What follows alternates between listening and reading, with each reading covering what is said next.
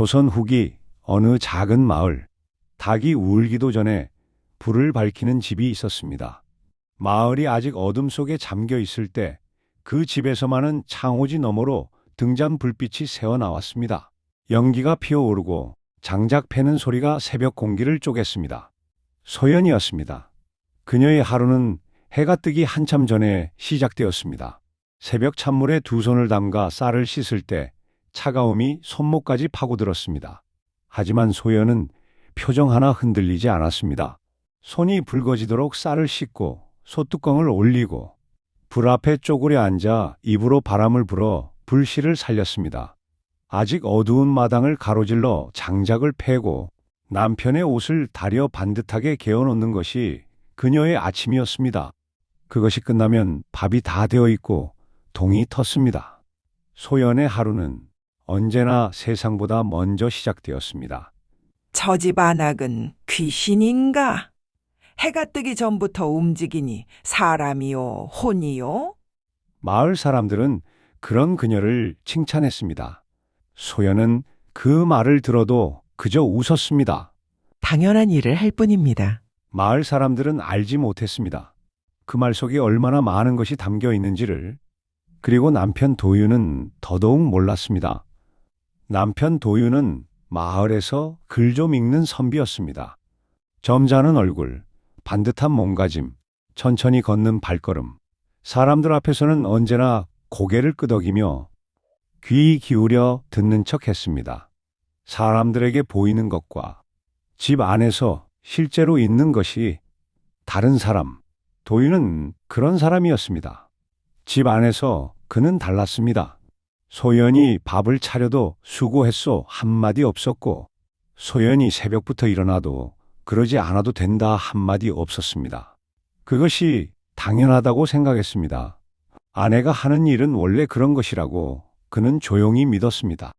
이상한 일은 봄이 끝날 무렵부터 시작되었습니다. 처음에는 사소한 것이었습니다. 도윤이 늦게 들어오기 시작한 것이었습니다.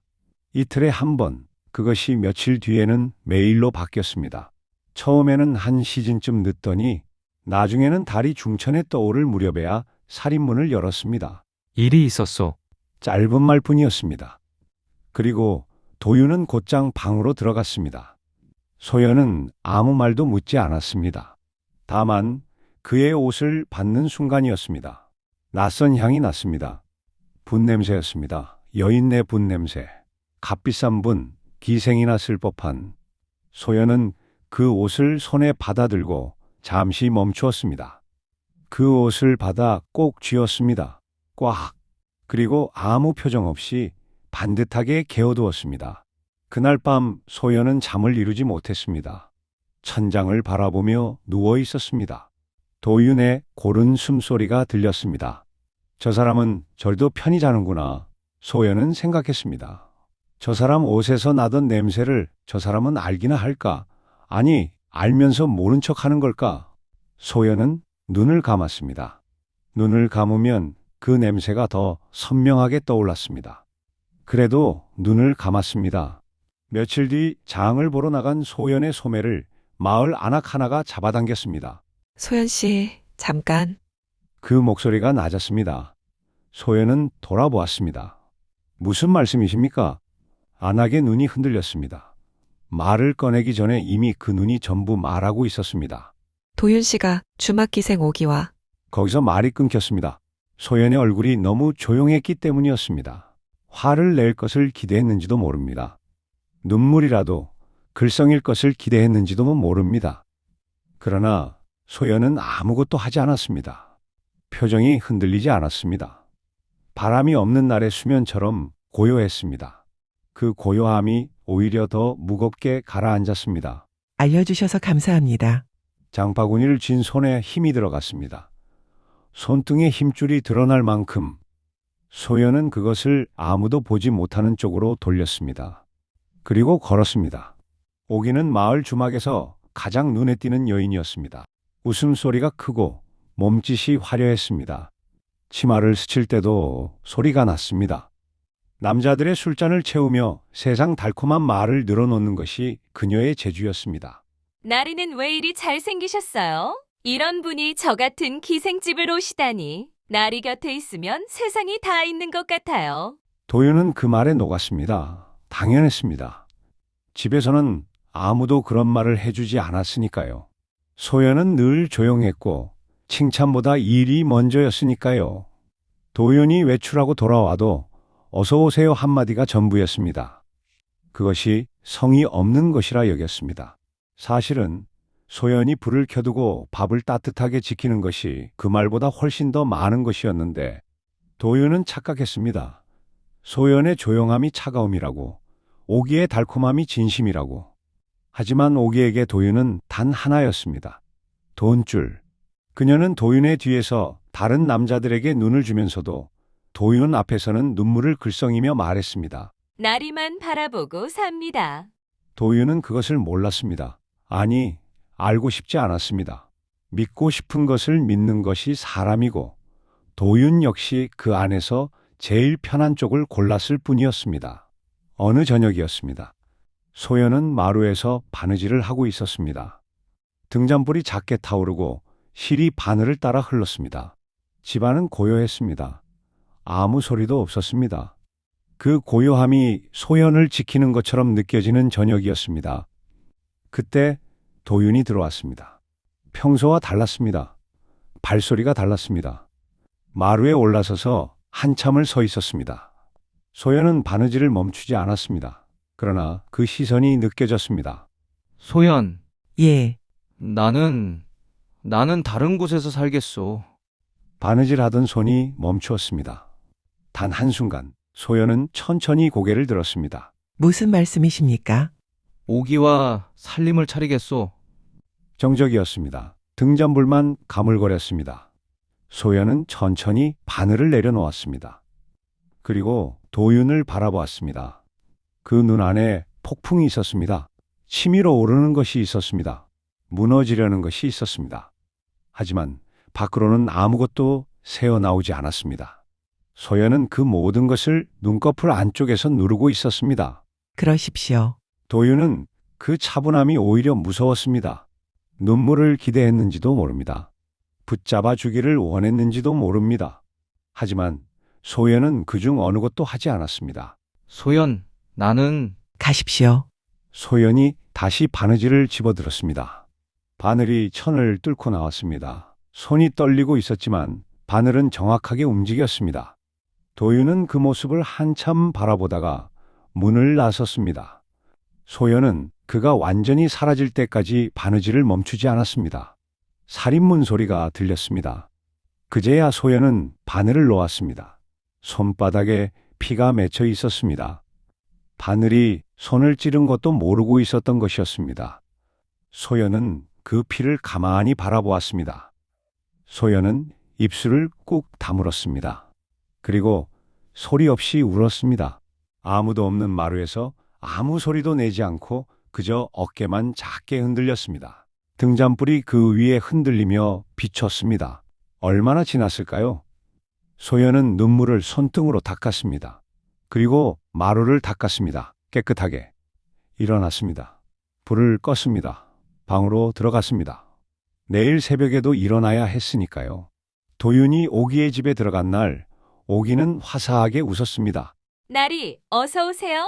상다리가 휘도록 음식이 차려져 있었습니다. 이름도 모를 반찬들, 기름진 고기, 달콤한 과실. 도윤은 그 앞에서 처음 며칠이 꿈 같았습니다. 이것이 사는 것이구나. 이래야 살맛이 나는 것이구나. 그렇게 생각했습니다. 보름이 지나지 않아 음식상이 사라졌습니다. 차려진 것이 없었습니다. 아니, 정확히는 차리지 않았습니다. 나리, 오늘 돈 좀 주셔야겠어요. 어제도 드리지 않았소? 그게 얼마나 된다고요? 오기의 눈이 싸늘하게 변했습니다. 그 눈 속에서 달콤함이 사라지는 것이 보였습니다. 도윤은 그 변화를 보면서도 아직 제가 무엇을 보고 있는지 몰랐습니다. 살림이 이게 뭐예요? 나리가 데려왔으면 책임을 지셔야죠. 왜 이렇게 늦게 들어와요? 어디 갔다 온 거예요? 내가 하루 종일 얼마나 기다렸는지 알아요? 말이 폭포처럼 쏟아졌습니다. 달콤했던 목소리는 어디에도 없었습니다. 도윤은 그 밤 처음으로 소연이 생각났습니다. 소연은 저런 말을 한 적이 없었습니다. 늦게 들어가도 문을 열어두고 기다렸고 밥이 식으면 다시 데워두었고 아무것도 묻지 않았습니다. 그것이 무관심인 줄 알았습니다. 그것이 냉랭함인 줄 알았습니다. 지금 오기의 목소리를 들으며 도윤은 처음으로 느꼈습니다. 그것이 아니었다는 것을. 한 달이 지나자 오기는 노골적으로 다른 남자를 만났습니다. 도윤이 집에 들어갔을 때 낯선 남자가 마루에 앉아 있었습니다. 도윤의 몸이 굳었습니다. 이게 뭐여? 오기가 눈 하나 깜짝 않고 말했습니다. 그냥 아는 사람이에요. 아는 사람이라니. 왜요? 나리는 본처도 있잖아요. 나리만 자유롭고 나는 안 되나요? 오기가 비웃었습니다. 그 웃음이 도윤의 가슴에 꽂혔습니다. 그날 밤 도윤은 빈 방에 혼자 앉아 있었습니다. 오기는 그 남자와 웃으며 밖으로 나갔습니다. 도윤의 앞에는 식은 밥상이 있었습니다. 아무도 차려준 것이 아니었습니다. 자신이 사온 것을 자신이 풀어놓은 것이었습니다. 국이 식어 굳어 있었습니다. 밥이 딱딱했습니다. 도윤은 그 밥상을 바라보다가 문득 생각났습니다. 새벽마다 따뜻하게 피어오르던 밥 냄새, 아무 말 없이 옷을 개어두던 손, 자신이 늦게 들어와도 불을 켜두고 기다리던 그림자. 그 그림자, 소연, 가슴 한구석이 무너지는 것 같았습니다. 참을 수 없는 것이 올라왔습니다. 그것이 무엇인지 도윤은 처음에는 몰랐습니다. 하지만 이내 알았습니다. 후회였습니다. 도윤은 오기의 집을 나왔습니다. 옷 한 벌만 들고 오기는 그것조차 막지 않았습니다. 나리 제사는 제가 맡을게요. 뒤통수에 그 말이 꽂혔습니다. 날카롭게. 도윤은 걸음을 멈추지 않았습니다. 멈추면 무너질 것 같았습니다. 그래서 걸었습니다. 걸어서 옛집 앞에 섰습니다. 기와는 그대로였습니다. 하지만 다른 것이 있었습니다. 마당에 꽃이 피어 있었습니다. 분홍빛과 흰빛이 섞인 꽃들이 아무도 시키지 않아도 반듯하게 피어 있었습니다. 소연이 혼자 심은 것이었습니다. 도윤은 그 꽃을 보고 다리가 풀렸습니다. 이 사람은 내가 나간 자리에서 혼자서 이렇게 살고 있었구나. 소연은 무너지지 않았습니다. 무너진 척도 하지 않았습니다. 소연처럼 천천히 문을 두드렸습니다. 똑똑 발소리가 들렸습니다. 잔잔하고 고른 발소리. 도윤은 그 소리를 들으며 숨을 죽였습니다. 문이 열렸습니다. 소연이었습니다. 예전보다 조금 더 여윈 얼굴이었습니다. 하지만 눈빛은 달랐습니다. 더 깊고 더 단단해져 있었습니다. 혼자 버텨낸 시간이 그 눈빛 안에 쌓여 있었습니다. 두 사람은 한동안 말이 없었습니다. 도윤이 먼저 고개를 숙였습니다. 잘못했습니다. 목소리가 무너졌습니다. 내가 잘못했습니다. 어리석었습니다. 당신이 얼마나 소중한 사람인지 이제야 알았습니다. 소연은 그를 바라보았습니다. 분노도 원망도 얼굴에 드러내지 않았습니다. 그것이 더 도윤을 눌렀습니다. 차라리 화를 내주었다면, 차라리 소리를 질러주었다면, 하지만 소연은 그저 바라보았습니다. 그 고요한 눈으로 긴 침묵이 흘렀습니다. 무엇을 알았습니까? 소연이 물었습니다. 목소리는 낮고 평온했습니다. 도윤이 고개를 들었습니다. 눈이 붉었습니다. 곁에 있는 사람이 가장 소중하다는 것을, 진심이 무엇인지를, 그리고 내가 얼마나 못난 사람이었는지를. 소연은 눈을 감았습니다. 그 눈 안에서 많은 것들이 지나갔습니다. 새벽마다 혼자 일어나던 날들, 분냄새를 맡으며 아무 말 못하던 밤들, 소문을 들으며 장바구니 손잡이를 쥐던 손, 피가 맺히도록 바느질을 하던 그 저녁, 그리고 혼자 심은 꽃이 핀 봄. 늦었습니다. 소연이 말했습니다. 도윤의 숨이 멎었습니다. 하지만 소연은 문을 조금 더 열었습니다. 밥은 드셨습니까? 도윤은 그 한마디에 무릎이 꺾였습니다. 소연, 들어오십시오. 그녀의 목소리는 여전히 차분했습니다. 두 사람은 마주 앉아 밥을 먹었습니다. 말은 많지 않았습니다. 숟가락 소리, 국물 소리, 그것이 전부였습니다. 도윤은 밥 한 술을 뜨다가 숟가락을 내려놓았습니다. 소연, 예, 이 밥이 그는 끝까지 말을 잇지 못했습니다. 목이 막혔습니다. 눈물이 날 것 같았습니다. 남자가 선비가 밥 먹다 울 수는 없었습니다. 소연은 그를 보지 않고 조용히 말했습니다. 식습니다. 드십시오. 그 한마디가 전부였습니다. 하지만 그 한마디 안에 모든 것이 있었습니다. 화도, 용서도, 원망도, 연민도, 그것들이 뒤섞여 드십시오 한마디 속에 눌려 있었습니다. 도윤은 알았습니다. 그것을. 그래서 더 먹기 힘들었습니다. 그래도 먹었습니다. 다음 날 아침 소연은 여전히 새벽에 일어났습니다. 불을 피우고 쌀을 씻고 밥을 지었습니다. 그 손이 그전과 다르지 않았습니다. 그 순서가 그전과 다르지 않았습니다. 도윤이 눈을 떴을 때 따뜻한 밥 냄새가 방 안에 가득했습니다. 그는 그 냄새에 한참을 눈을 감고 있었습니다. 이 냄새가 내 집이었는데 눈가가 뜨거워졌습니다. 그날 이후 도윤은 달라졌습니다. 새벽에 소연보다 먼저 일어나려 했고 장작을 먼저 패려 했고 물을 먼저 기르려 했습니다. 소연이 하던 일을 먼저 하려 했습니다. 소연은 그것을 말리지 않았습니다. 다만 한 번씩 그를 바라보는 눈빛이 예전과는 달랐습니다. 완전히 예전으로 돌아간 눈빛이 아니었습니다. 무언가가 남아 있었습니다. 상처는 지워지지 않았습니다. 다만 그 위에 다시 살이 돋아나고 있는 중이었습니다. 그것이 도윤이 평생 짊어져야 할 짐이었습니다. 그리고 도윤은 그것을 알았습니다. 오기의 끝. 오기는 어떻게 되었을까요? 그녀는 도윤의 재산을 들고 다른 남자와 마을을 떠났습니다. 달콤한 말로 얻어낸 것들이 짐 속에 가득했습니다. 하지만 그 남자 역시 오래지 않아 그녀를 버렸습니다. 달콤한 말로 가득한 여인을 원했던 남자는 달콤한 말 뒤에 무엇이 있는지 너무 빨리 보아버렸습니다. 결국 오기는 아무것도 남지 않은 채 낯선 마을 주막으로 흘러갔습니다.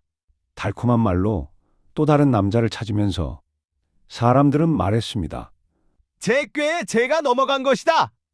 하지만 소연은 그 말을 들어도 아무 말 하지 않았습니다. 다른 사람의 불행에서 위안을 찾는 것은 소연이 하는 방식이 아니었습니다. 봄이 왔습니다. 소연의 마당에 다시 꽃이 피었습니다. 작년보다 더 많이, 작년보다 더 단단하게. 도윤은 그 꽃을 바라보다가 조용히 물었습니다. 언제 심은 거요? 혼자 있을 때요. 소연이 짧게 대답했습니다. 도윤은 더 묻지 않았습니다. 그 한마디 안에 얼마나 긴 시간이 들어있는지 알았으니까요. 두 사람은 나란히 마루에 앉았습니다.